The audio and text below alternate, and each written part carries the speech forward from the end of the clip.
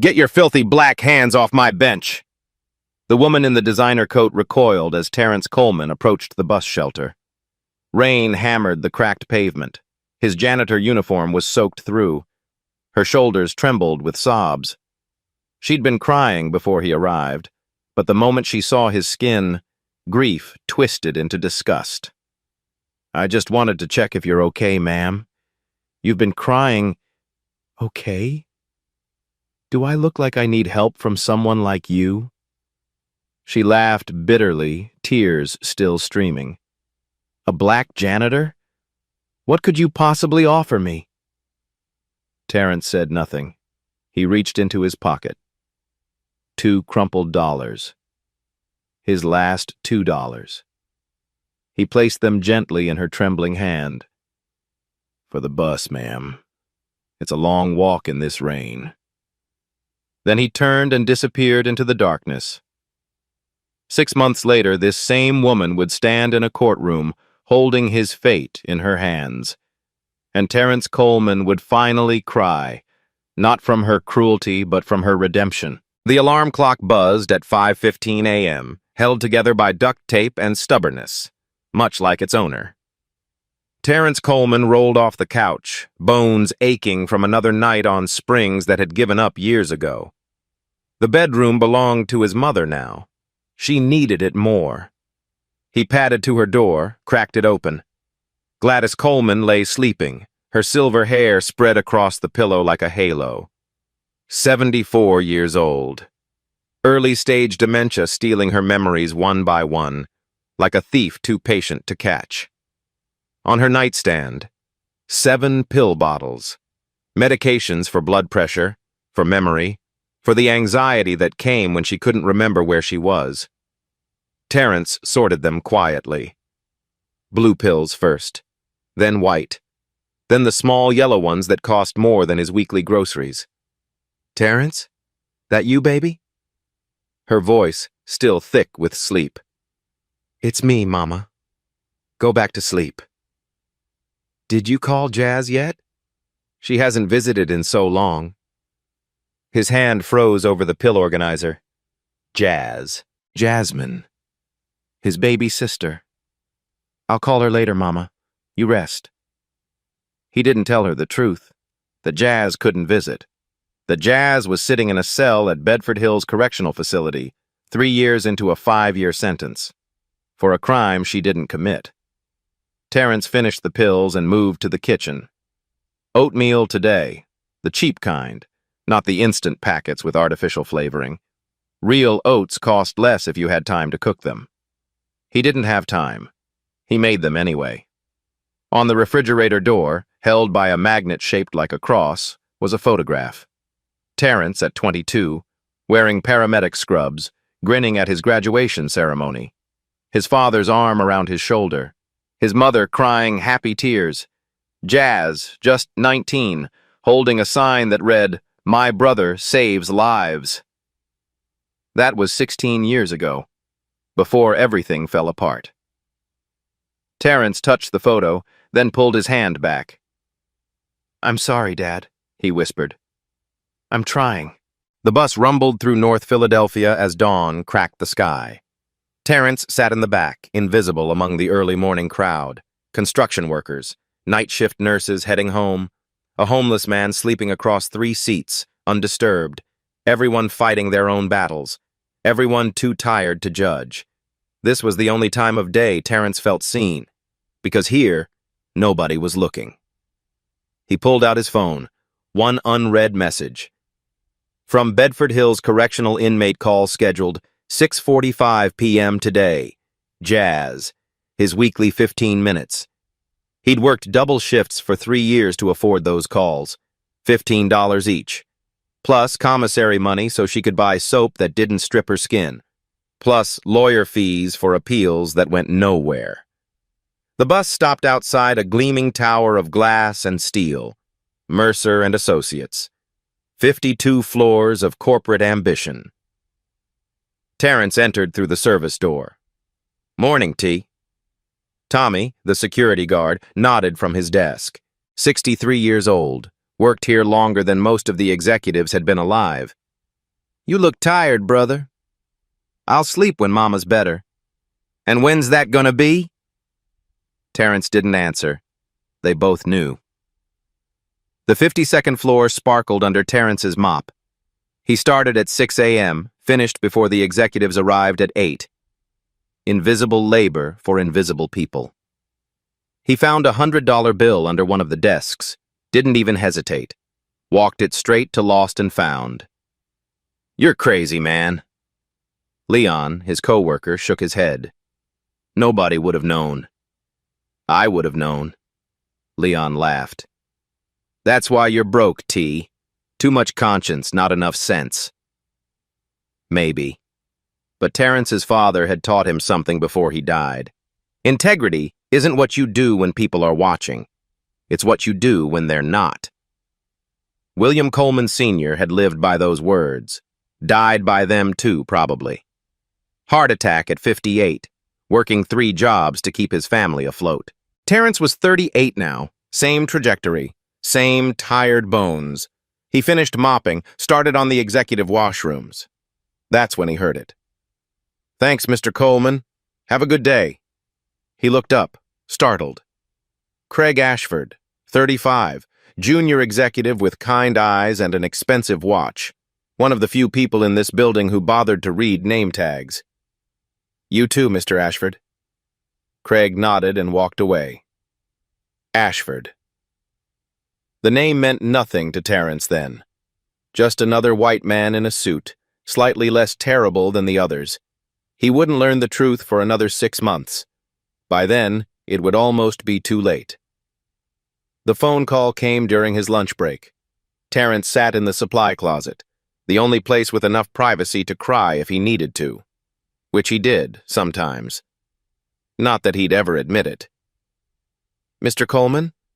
This is Patricia Patterson from Sunny Meadows Care Facility.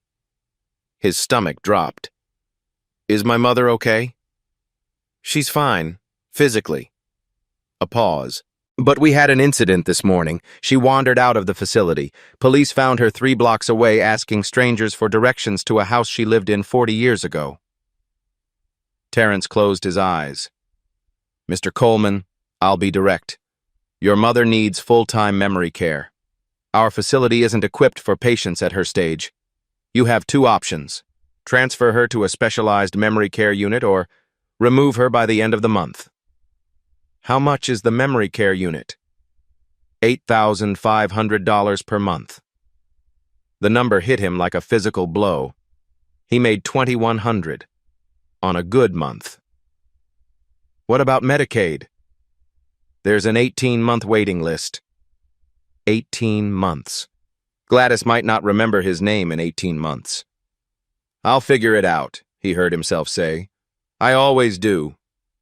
He hung up, sat in the darkness of the supply closet, and for the first time in 3 years, Terrence Coleman felt truly hopeless. But the universe wasn't done with him yet. That evening, another letter waited in his mailbox. This one from a lawyer.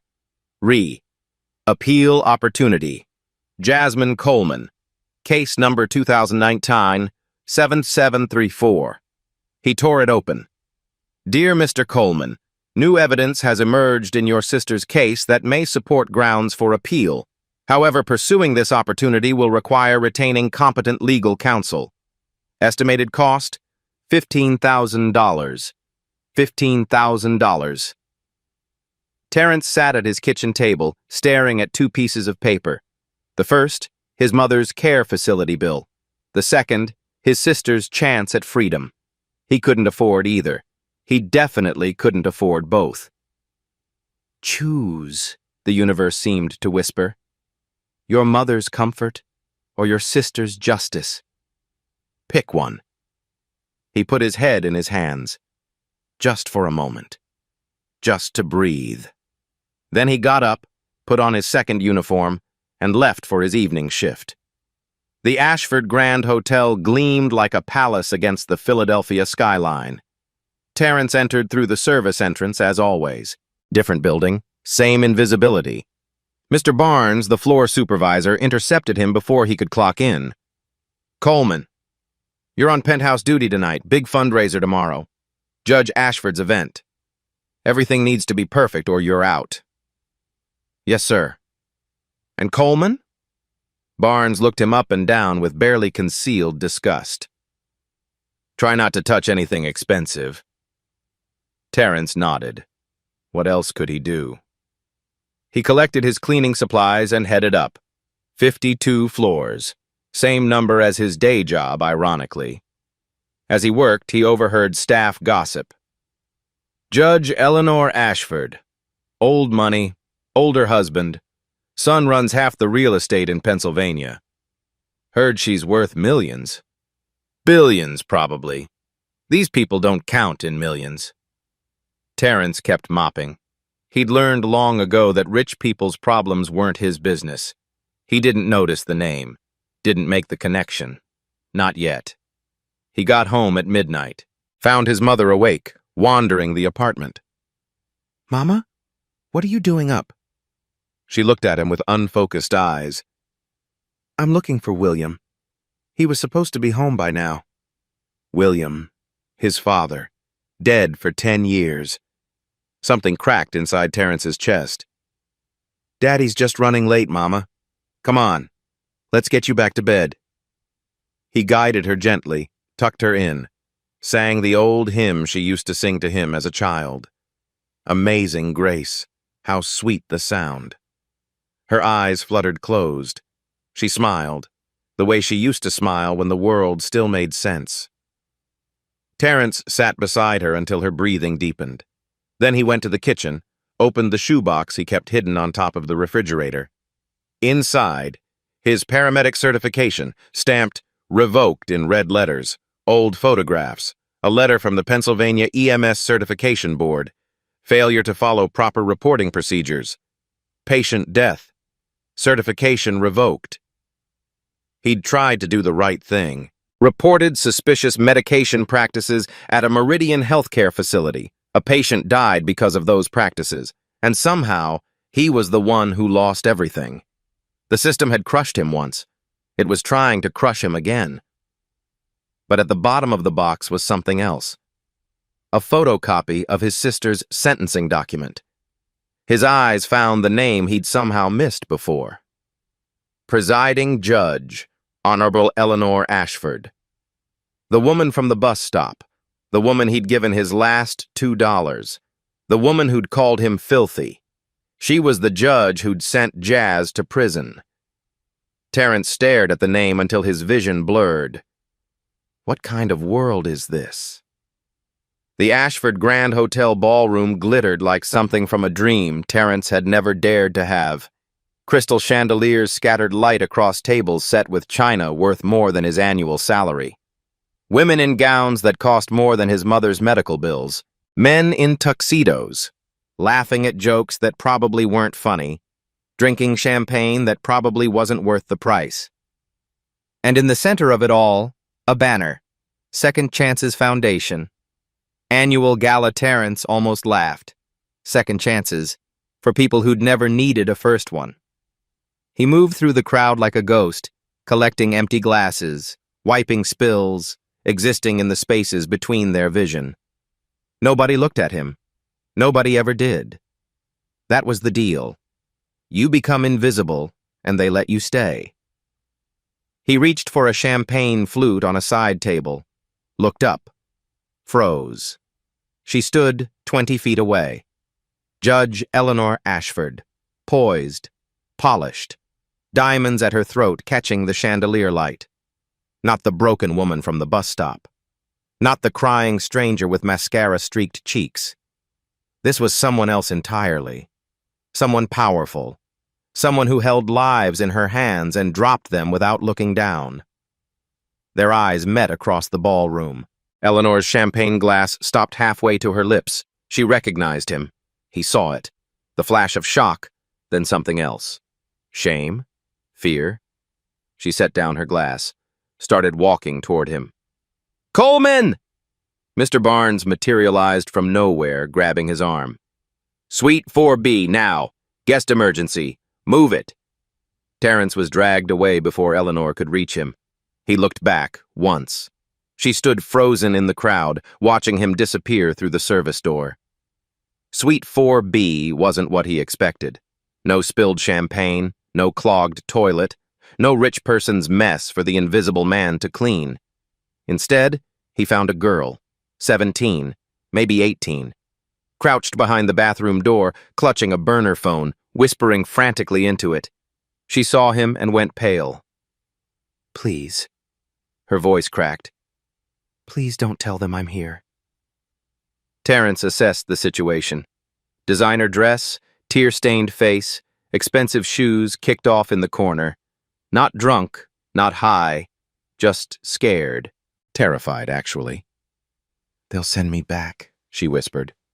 "I can't go back there." Footsteps in the suite. Someone searching. A man's voice. "Grace, your grandmother is asking for you." The girl, Grace, pressed herself against the wall, shaking. Terrence made a decision. He stepped inside the bathroom, closed the door behind him, and stayed silent. The footsteps paused outside, then moved on. When they were gone, Grace looked at him with desperate gratitude. "Why did you help me? You don't even know me." "I know scared when I see it." Terrence kept his voice low. "Are you safe?" "Not yet."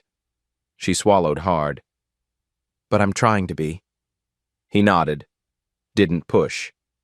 But then she said something that changed everything. "Be careful around my grandmother. She's not what she seems." "Your grandmother?" "Judge Ashford." Grace's eyes were old beyond her years. "She thinks she's protecting the family.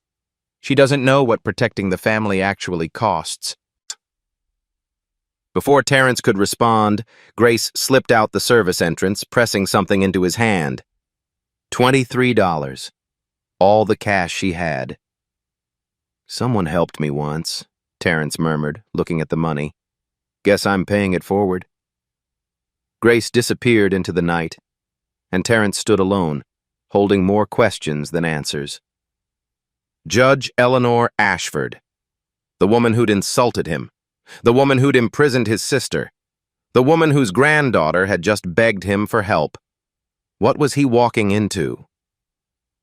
3 days after the gala, Eleanor Ashford appeared at Terrence's door. He'd just gotten home from his double shift. 18 hours of mopping, scrubbing, and being invisible. His body ached in places he didn't know could ache. And there she was, standing in the hallway of his crumbling apartment building, wearing a coat that cost more than his rent. "Mr. Coleman." "Judge Ashford." Silence stretched between them like a wire about to snap. "May I come in?" Every instinct screamed, no. This woman had destroyed his sister's life, had looked at him like he was less than human. But something in her eyes stopped him. Something broken. He stepped aside. His apartment was small, clean but small. The couch where he slept. The kitchen table with its mismatched chairs. The photograph on the refrigerator. Eleanor looked around without judgment. Or maybe she was just good at hiding it. "I've been looking for you," she said finally, "for 6 months. I wasn't hiding." "No, I suppose you weren't." She sat down uninvited at his kitchen table. Her hands trembled slightly. "I owe you an explanation, and an apology, neither of which will be adequate." Terrence remained standing, arms crossed, waiting. Eleanor took a breath. "That night at the bus stop, I was at the lowest point of my life. My marriage was falling apart. My son had—" She stopped, corrected herself. "There were family matters, ugly ones. I'd just signed paperwork that I knew was wrong, but I was too afraid to refuse." "What paperwork?" She looked at him, really looked. "Your sister's transfer order, to maximum security." The words hit him like a physical blow. "I didn't know," he said slowly. "I didn't know it was you. Not then." "I know. That's what makes it worse." Eleanor's voice cracked. You gave me your last $2. You had nothing, and you gave it to the woman who just ruined your sister's life.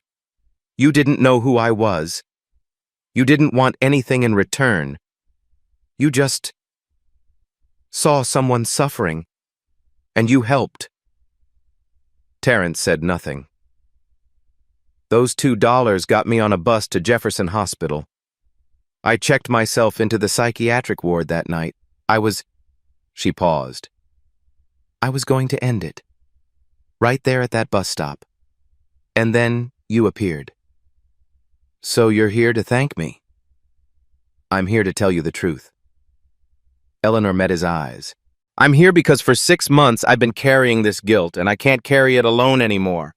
And I'm here because I want to help you, the way you helped me." "Help me how?" "Your mother needs care you can't afford. I can make calls, I can cover the costs, And my sister?" Eleanor went still. "She's innocent," Terrence said. "You know that, don't you? You knew it when you sentenced her." The silence that followed was answer enough. "I was afraid," Eleanor whispered. "My son, Richard, he had leverage over me. Things I'd done wrong in the past, rulings I'd made under his pressure. If I didn't sentence Jasmine, he would have destroyed me. So you destroyed her instead." "Yes." Eleanor didn't look away. "And I have to live with that." Terrence wanted to hate her, should have hated her. This woman had taken everything from him, and now she was sitting in his kitchen, offering money like it could wash away 3 years of his sister's life. But hatred took energy, and Terrence was so tired. "My mother," he said finally. "You can help with my mother. But this doesn't make us even. This doesn't make us anything." "I know." "And my sister?" "There's an appeal opportunity. New evidence." Eleanor pulled an envelope from her purse. "This is a check for $15,000. It won't buy her freedom. Only the truth can do that. But it will buy her a real lawyer, a fighting chance." Terrence stared at the envelope. $15,000. The exact amount he needed. "Why?" he asked. "Why would you help the woman you sent to prison?" "Because you helped me when I deserved nothing." Eleanor stood, leaving the envelope on the table. "Because kindness like yours shouldn't be wasted on someone like me. And because I'm tired of being a coward." She walked to the door, paused. "There's something else you should know. My son, Richard, he's not a good man. Grace knows things, dangerous things. If you're going to help her, you need to understand what you're walking into." "What kind of things?" "The kind that get people killed, or imprisoned for crimes they didn't commit." Eleanor's voice hardened. "Like your sister." She left. Terrence stood in his empty apartment holding an envelope full of money and a head full of questions. 1 week later, Gladys Coleman moved into Sunrise Memory Care, a private facility with gardens and gentle staff and rooms that smelled like lavender instead of disinfectant. She cried when she saw the view from her window. "Terrence, baby, how did you manage this?" "I have a friend, Mama. A good friend." Gladys took his hand. Her eyes were clear today, one of the good days. "You always did know how to find the good in people, just like your father." Terrence smiled. Didn't tell her the truth, that the friend had once called him filthy, that the friend had imprisoned his sister. Some truths were too heavy for good days. That night, Craig Ashford called. "Mr. Coleman, this is Craig, from Mercer & Associates. We need to talk." They met at a diner far from downtown. Craig looked nervous, kept checking over his shoulder. "I know you helped Grace escape the gala. I'm not angry. I'm grateful." She seemed scared. "She should be." Craig leaned forward. "My father, Richard, he's been running a scheme through a company called Meridian Healthcare. Patients held longer than necessary, fraudulent billing, people who ask too many questions getting silenced." "Silenced how?" "Your sister asked questions. 3 years ago, there was a paramedic at one of Meridian's hospitals who tried to report suspicious deaths. That paramedic lost everything. Terrence's blood ran cold. That was me. Craig's eyes widened. You. I reported medication irregularities. A patient died. Next thing I knew, I was blamed for it. Lost my certification, my career, everything. Then you already know what my father is capable of. Craig pulled out a folder. Grace has been gathering evidence, but we need more. We need someone on the inside who can testify. And that's me? That's my grandmother. Craig's jaw tightened. She doesn't know what my father has done. Not really. She thinks she's protecting the family. If we can show her the truth. She already knows about my sister. She knows she sentenced an innocent woman. She doesn't know why. Craig slid the folder across the table. My father has been blackmailing her for years. But if she sees the full picture, all the lives he's destroyed, she might finally be brave enough to fight back. Terrence looked at the folder. At Craig. At the desperate hope in his eyes. Why are you doing this? He's your father. Because some debts can only be paid in truth. Craig stood. And because my grandmother isn't the only one who's tired of being afraid. For 3 weeks, Terrence allowed himself to hope. His mother thrived in the new facility. Good days outnumbered bad ones. She remembered his name, remembered Jazz, remembered to smile when he visited. He met Eleanor for coffee twice a week. Strange, fragile meetings where neither of them quite knew what they were doing. I was invisible once too, Eleanor told him. Different kind of invisible. The kind where everyone sees you, but no one hears you. How'd you escape it? I didn't. I just learned to make noise in ways they couldn't ignore. She looked at him. You're still invisible, Terrence. But you don't have to be. He filed the paperwork for his paramedic recertification. Long shot, probably. But Jazz's appeal was moving forward, and maybe, just maybe, the truth was finally clawing its way to the surface. Hope was a dangerous thing. Terrence knew that. He let himself feel it anyway. The call from Grace came at midnight. Terrence, I found something. Something big. She was hiding in New Jersey, staying with a friend, living on fear and adrenaline. There's a connection between Pinehurst Wellness Center, Meridian Healthcare, and my grandfather's cases. Patients who disappeared from the records, money flowing to shell companies, and there's a death, a patient who died under suspicious circumstances. Terrence's throat tightened. Someone tried to report it. A medical worker. They lost everything. I know, he said quietly. That was me. Silence. You? Grace's voice was small. You're the paramedic from the file? I didn't know it connected to your family. Not until recently. Then you understand, Grace said. You understand what we're fighting, and what they'll do to stop us. Terrence understood. He understood better than anyone. The next morning, he found a document in Eleanor's purse. She'd left it at the cafe. Careless, unlike her. Carter Jasmine L. Case number 2019-7734, his sister's case file. In Eleanor's handwriting, notes in the margins. Why did she have this? Why now? He didn't get to ask. Because that night, the trap snapped shut. The morning started like any other. Terrence clocked in at Mercer & Associates, said hello to Tommy at the security desk, collected his mop and bucket. Normal, routine, invisible. Then the security guards appeared. Terrence Coleman, come with us. Not a request, an order. They escorted him not to his usual floor, but to HR. 2 police officers waited inside. So did Mr. Barnes from the hotel, and in the corner, watching with cold satisfaction, stood a man Terrence had never met. Richard Ashford. Mr. Coleman? The HR director's voice was flat. "You're being accused of corporate espionage. A flash drive containing proprietary financial documents was discovered in your locker this morning." "I've never seen any flash drive." "It has your fingerprints on it." "That's impossible." Richard Ashford stepped forward. Expensive suit. Expensive smile. Eyes like a shark, scenting blood. "Mr. Coleman, let's not make this harder than it needs to be. We have security footage of you accessing restricted offices. We have the stolen documents.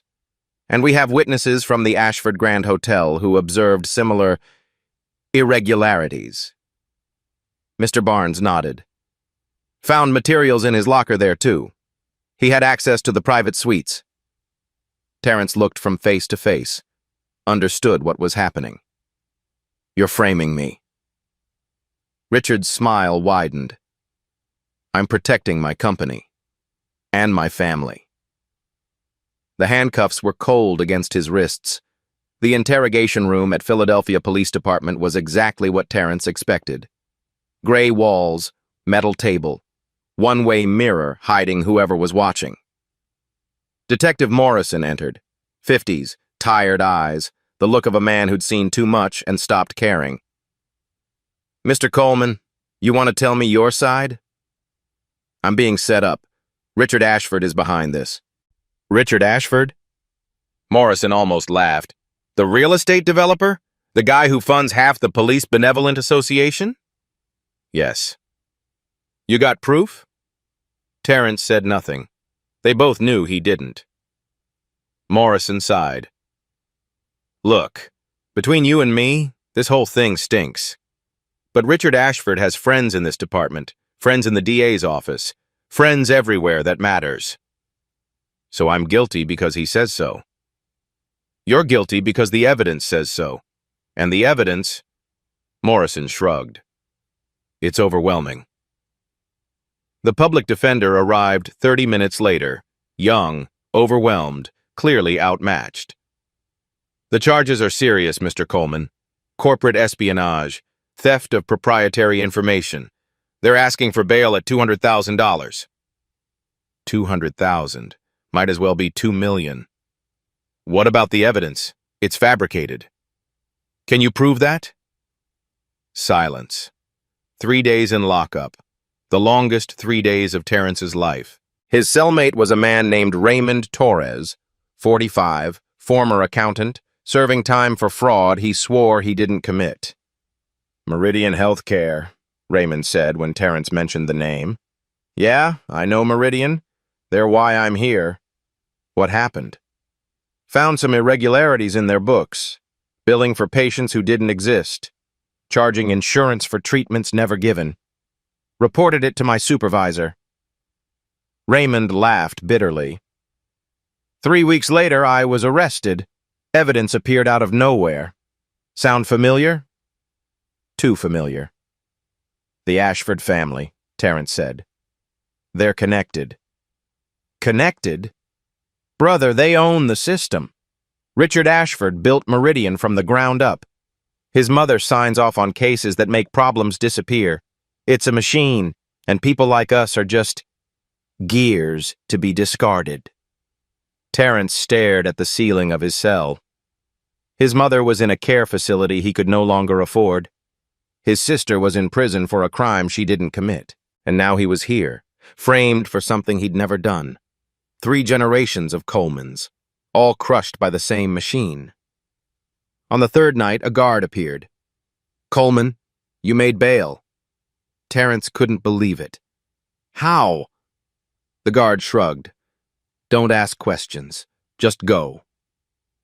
In the release area, Craig Ashford waited. Before you say anything, my father doesn't know I did this. My grandmother doesn't know I did this. This is me, personally, using money my father can't trace. Why? Because Grace showed me the evidence. All of it. Craig's voice shook. Do you know how many people my father has destroyed? Not just your sister. Dozens. Maybe hundreds. People who got in his way, who asked the wrong questions, who were simply Inconvenient. And your grandmother?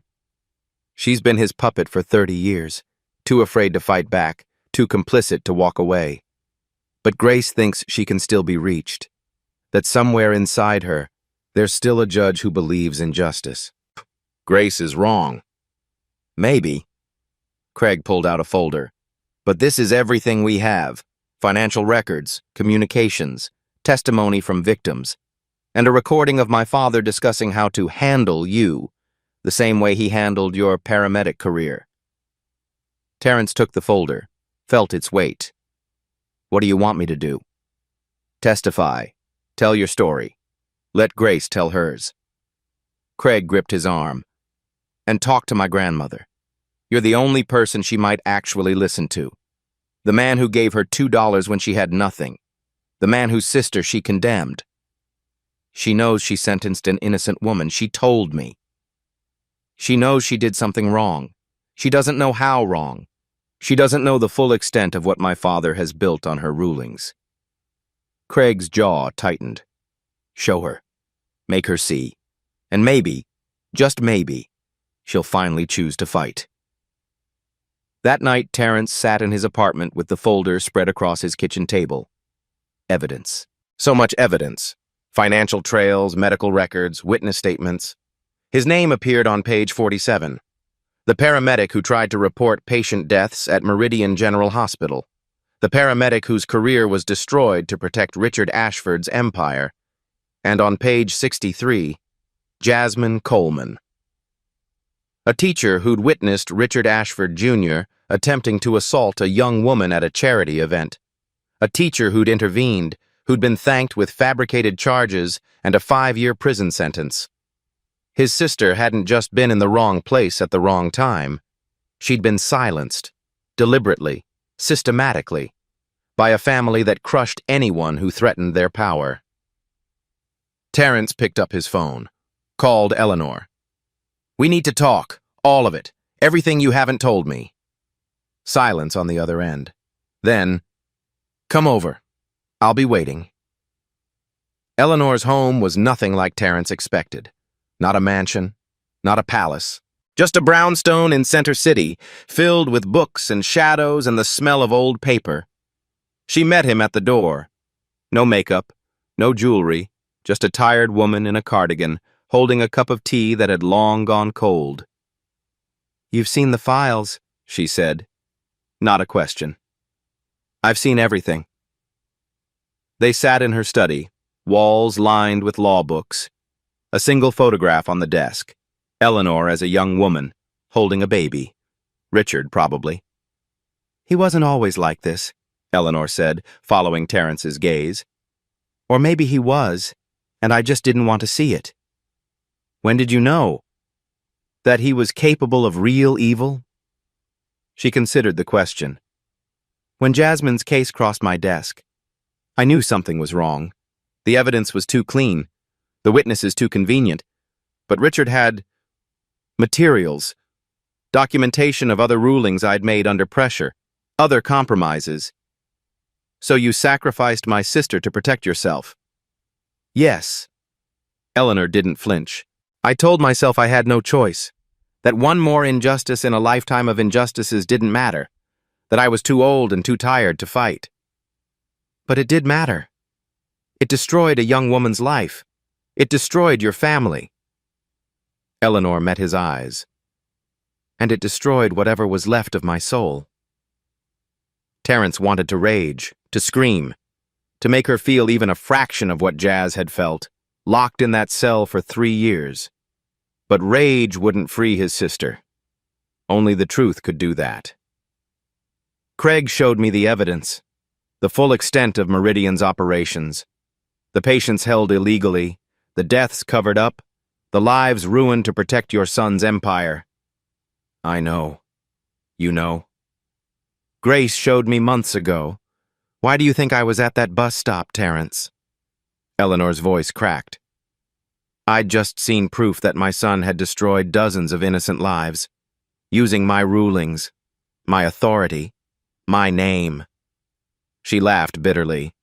I was going to end it, right there, And then you appeared with your $2 and your kindness, and I— You what?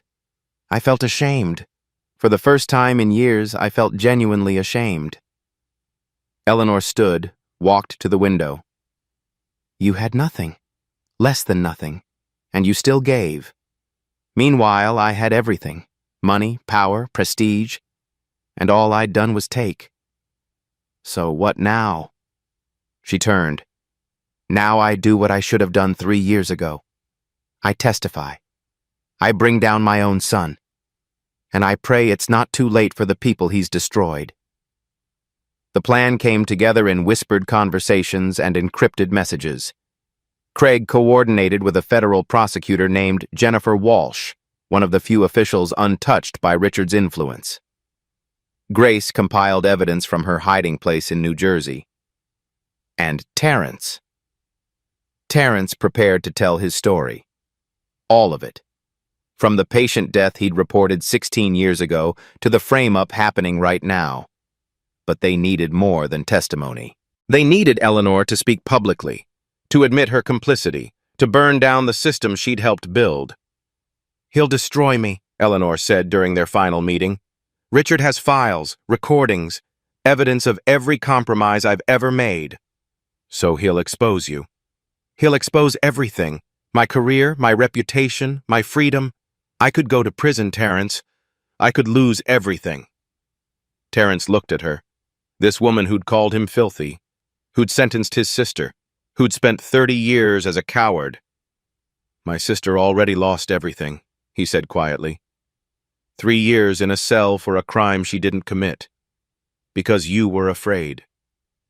Eleanor closed her eyes. I know. So the question is, are you still afraid? Silence stretched between them.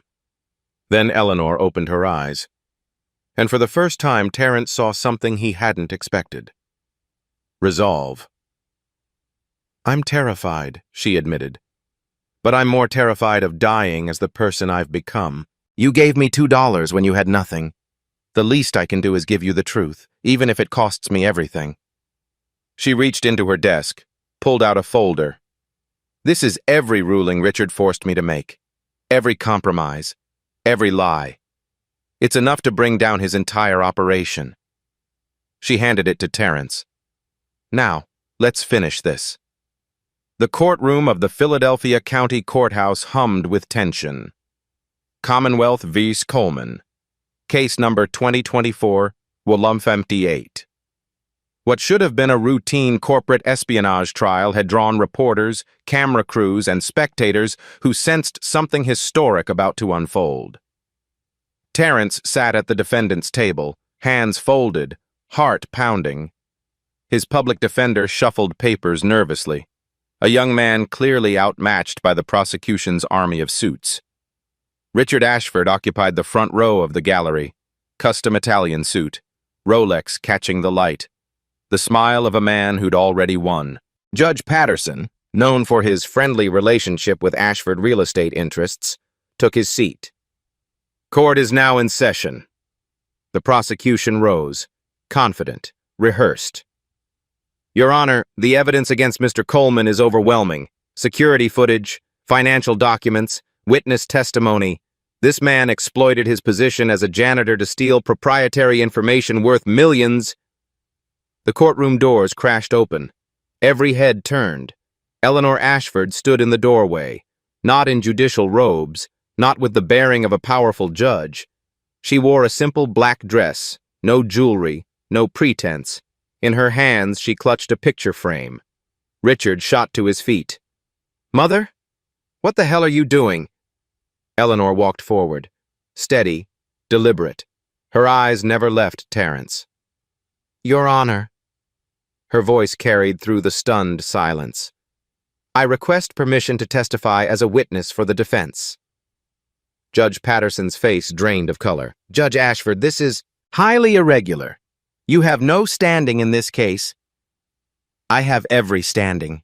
Eleanor reached the front of the courtroom. Because I am the reason this man is sitting here, and I am the only one who can tell the truth about why. Richard lunged toward her. She's not well.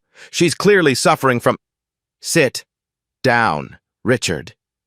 Eleanor's voice cracked like a whip. The courtroom went silent. For 30 years, I have done what you told me, ruled how you wanted, destroyed who you needed destroyed. She turned to face her son. Not anymore. Judge Patterson had no choice.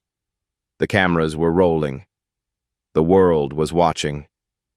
Eleanor Ashford took the witness stand, raised her right hand, swore her oath, and then she burned her life to the ground. I want to tell you about a night 6 months ago, she began. The worst night of my life, until today. She looked at Terence. I was sitting at a bus stop in Kensington, alone, crying. I had just signed transfer papers sending an innocent woman to maximum security prison, a woman named Jasmine Coleman. A murmur rippled through the courtroom. I knew she was innocent. I had seen the evidence, but my son— Eleanor's voice cracked. My son had leverage over me. Recordings of past compromises, documents that would destroy my career. So I did what he asked. I always did what he asked. She paused, gathered herself. That night, I wanted to die. I sat at that bus stop, planning how to end it. And then a man appeared. Her eyes found Terence again. A black man, in a janitor's uniform, soaked from the rain. He asked if I was okay, if I needed help. Do you know what I did? Eleanor's voice shook. I called him filthy. I told him to get his black hands away from me. I threatened to call the police on a man whose only crime was showing kindness to a stranger. The courtroom was absolutely still. And do you know what he did? She held up the picture frame. Behind the glass, 2 crumpled dollar bills. He gave me these, his last $2, for bus fare. Then he walked away, 4 miles in the rain, because he couldn't afford the bus anymore. Eleanor's tears fell freely now. He didn't know who I was. He didn't know I had just destroyed his sister's life. He just saw a woman crying and wanted to help. That's who Terence Coleman is. She pointed at Richard. And that is who my son is. A man who frames innocent people, who destroys lives to protect his empire, who blackmailed his own mother for 30 years. Richard's face had gone gray. I have documentation of every case he forced me to corrupt, every ruling he bought, every life he ruined. Eleanor pulled a folder from beneath her seat, including the case of Jasmine Coleman, a schoolteacher imprisoned for stopping my grandson from assaulting a young woman at a charity event. The courtroom erupted. The doors burst open again. Federal Prosecutor Jennifer Walsh strode in, flanked by FBI agents. Richard Ashford, her voice cut through the chaos. You are under arrest for racketeering, fraud, obstruction of justice, and conspiracy. You have the right to remain silent. This is insane, Richard screamed. Mother, what have you done? What have you done? The agents seized him. Handcuffs clicked shut. Eleanor watched her son being dragged away. Her face showed no triumph, only exhaustion. And perhaps, finally, peace. I did what I should have done 30 years ago, she said quietly. I told the truth. The evidence presented over the next hour was devastating. Craig Ashford testified against his own father. Financial records, shell companies, exposed. Grace Ashford appeared via video link, documenting her illegal detention at Pinehurst Wellness Center. And finally, Terence took the stand. He told his story simply. The patient death he'd reported 16 years ago. The career destroyed to protect Meridian's secrets. The sister imprisoned for daring to stand up against the Ashford family. I'm not here for revenge, he said. I'm here because the truth matters. My sister matters. Every person that man destroyed deserves to be heard. Judge Patterson, visibly terrified of the cameras, the FBI, the tsunami of accountability, had no choice. All charges against Terrence Coleman are dismissed, with prejudice. The gavel fell, but it was Eleanor's final words that shattered Terrence completely. She approached him as the courtroom dissolved into chaos, reporters shouting, cameras flashing, the world watching. She held out the framed $2 bill. "I've carried this every day for 6 months. It reminded me that kindness still exists, even when I didn't deserve it." She pressed it into his hands. "Kindness given when you have nothing reveals everything about who you are, and cruelty given when you have everything," she looked toward the door where Richard had disappeared, "reveals just as much." Terrence stared at the frame, the same crumpled bills, the same $2 he'd given a crying stranger on the worst night of her life. She'd kept them, framed them, carried them like a talisman. His vision blurred. "Don't cry," he told himself. "Not here, not in front of everyone." But his body didn't listen. The first tear fell, then another. Then he couldn't stop. Terrence Coleman wept. Not quiet, dignified tears. These came from somewhere deep, somewhere he'd locked away years ago when crying stopped being useful and survival became everything. 3 years of prison calls and sleepless nights. 3 years of watching his mother forget his name. 3 years of carrying a weight no one should carry alone. And now, finally, the truth. His shoulders shook. His breath came in ragged gasps. The cameras captured everything, and he didn't care. "Thank you," he managed to whisper through the tears. "Thank you for finally telling the truth." Eleanor's own eyes glistened. "No, Terrence. Thank you." She touched his arm gently. "You showed me that redemption was still possible, even for someone like me." She turned and walked away. Terrence stood in the middle of the courtroom, holding $2 that had changed everything, tears streaming down his face, surrounded by chaos, finally free. 6 weeks later, Terrence stood outside Bedford Hills Correctional Facility. The morning sun painted the sky in shades of gold and pink. Birds sang in the trees lining the parking lot. The air smelled like cut grass and possibility. He'd imagined this moment 1,000 times. In the supply closet during lunch breaks, in his cramped apartment at 2 a.m., in the visitor's room, separated from Jazz by bulletproof glass. 1,000 imagined reunions. None of them prepared him for the real thing. The gates opened. Jasmine Coleman walked out. She was thinner, older. 3 years had carved lines into her face that hadn't been there before. Her hair was shorter. Her shoulders carried a weight they hadn't carried when she went in. But her eyes, God, her eyes were exactly the same. Full of fire, full of fight, full of the stubborn hope that had kept her alive in that place. She saw him. Stopped. "Terrence?" He couldn't speak. His throat had closed completely. Jazz took one step, then another. Then she was running. She hit him like a freight train, arms wrapping around him so tight he couldn't breathe. He didn't need to breathe. He just needed this. His baby sister. Finally home. The tears came without warning.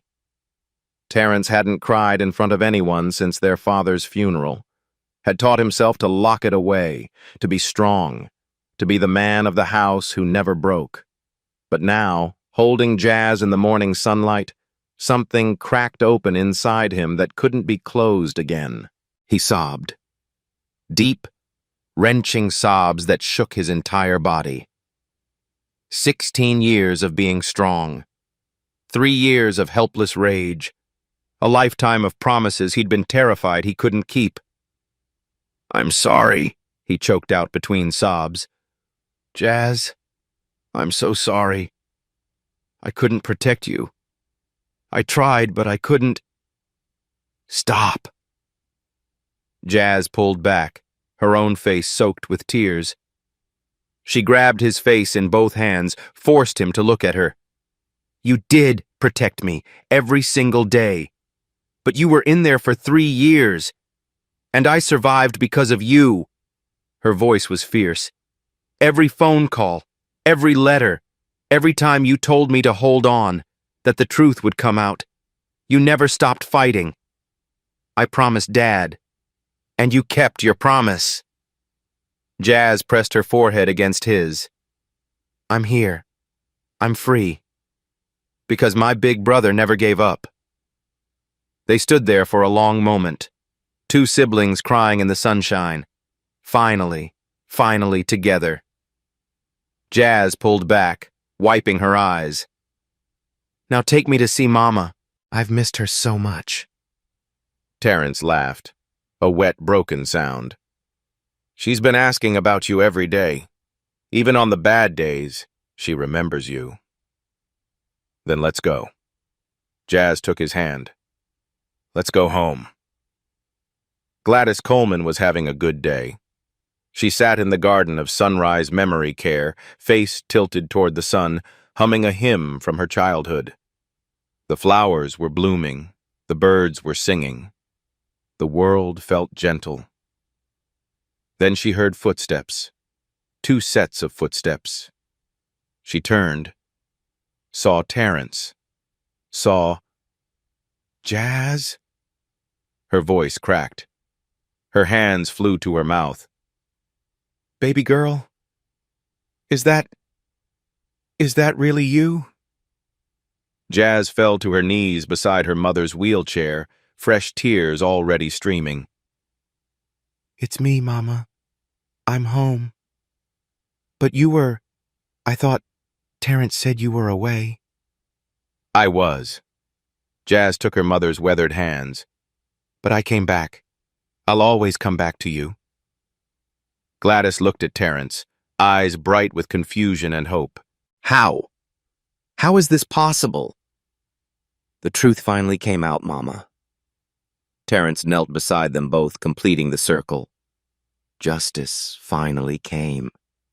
Gladys pulled them both close. Her 2 children, her whole world. "I knew it," she whispered, tears soaking into their shoulders. "I knew God wouldn't let this stand. Your father always said, the truth is patient, but it never sleeps." They held each other in the garden as the sun climbed higher. 3 Colemans, reunited at last. Jazz looked at Terrence over their mother's shoulder, mouthed 2 words, "Thank you." Terrence shook his head, mouthed back, "Thank Dad." That evening, Terrence received a letter. Pennsylvania EMS Certification Board, RE, Reinstatement Application, Terrence J. Coleman. His hands trembled as he opened it. "Dear Mr. Coleman, following our review of your case and the recent judicial findings regarding Meridian Healthcare, we are pleased to inform you that your paramedic certification has been fully reinstated, effective immediately. The board extends its sincere apologies for the injustice you suffered. Your dedication to patient care and your courage in reporting misconduct reflect the highest standards of our profession. Welcome back." He read it 3 times. Then he called Jazz. "I'm going back," he said, voice thick with emotion. "Back to saving lives. That's all you ever wanted, isn't it?" "It's who I am." Terrence looked at the letter again. "It's who Dad raised me to be." "Then go be that person." Jazz's voice was warm. "You've earned it." He hung up, looked around his small apartment, at the photograph of his graduation on the refrigerator, at the framed $2 bill now hanging on his wall. Kindness given when you have nothing reveals everything about who you are. He finally understood what that meant. 1 year later. The bus stop in Kensington looked the same as it always did. Cracked pavement, flickering light, rain drumming against the shelter roof. Terrence stood there in his paramedic uniform, waiting for his ride. First shift at Philadelphia General. First day of his new life. Beside him, a young man sat hunched on the bench, soaked, shivering, eyes red from crying. Terrence sat down. "Rough night?" The young man nodded, ashamed. "Missed my bus. Can't afford another fare. My mom's sick and I—" He stopped. Couldn't continue. Terrence reached into his pocket, pulled out $2, placed them gently in the young man's hand. "For the bus. It's a long walk in this rain." The young man stared at the money, at Terrence, at the kindness he hadn't expected. "Why? You don't even know me." Terrence smiled. "Someone did this for me once, changed everything." He stood as his ride pulled up, Jazz waving from the driver's seat. "Pass it on someday." He climbed into the car. "Who was that?" Jazz asked.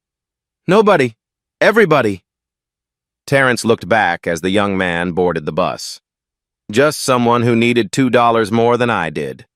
Jazz shook her head, smiling. "Some things never change." No. Terrence watched the bus disappear into the rain. Some things shouldn't.